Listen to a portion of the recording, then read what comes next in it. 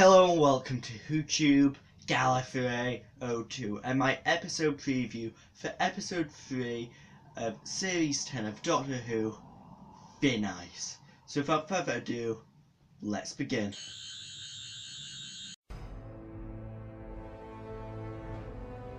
My Doctor Who DVD collection.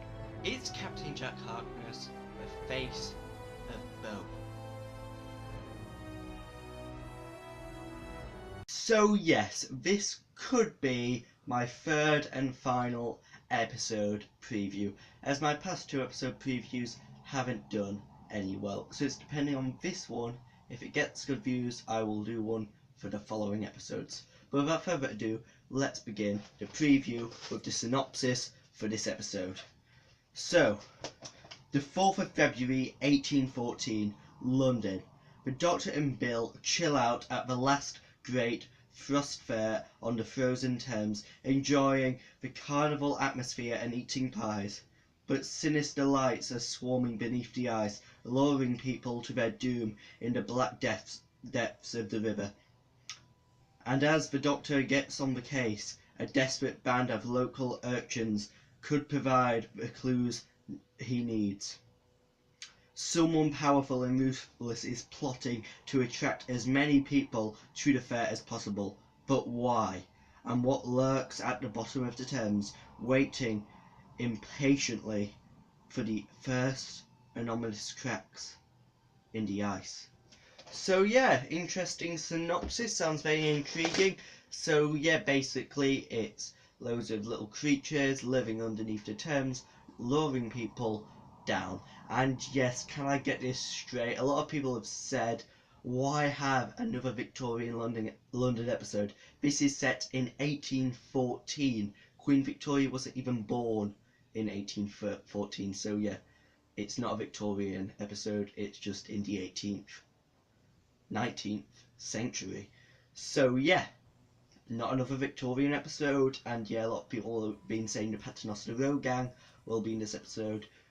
No, they won't. They won't be in this episode, as it's before. That was in the 1890s. This is in the 1810s. So yeah, way before that. Madame Vastra might be in it though, as she's a Silurian and she lives a very long time.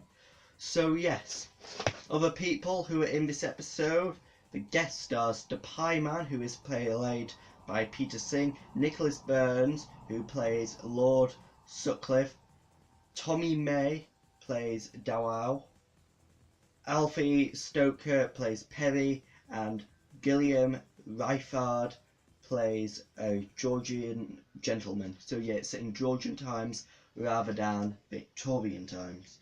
And yeah, this episode looks very good, written by the same writer who wrote Face the Raven, one of my favourite Doctor Who episodes of all time.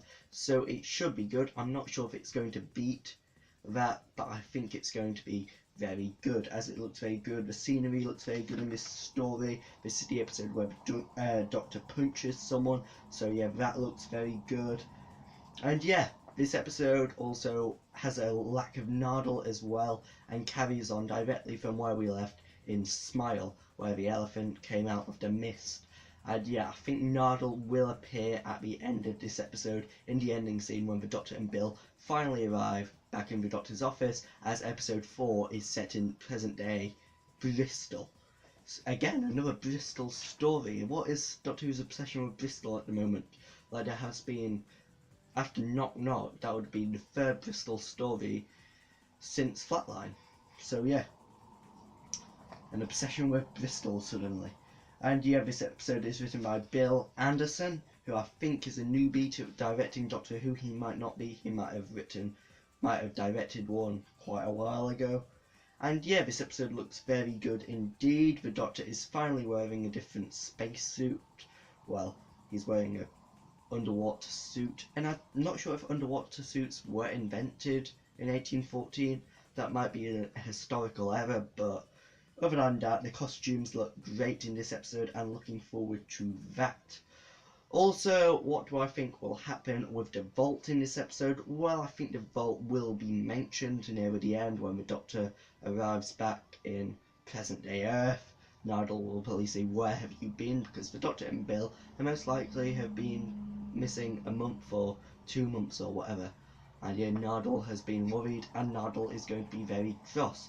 And yeah, there's a theory going around at the moment that Nardole is the Doctor's mum, as in Smile at the beginning, the Doctor called Nardole mum. Now, that is a joke, but it could mean literally, he could actually be the Doctor's mum, as Nardole seems to have more power than the Doctor.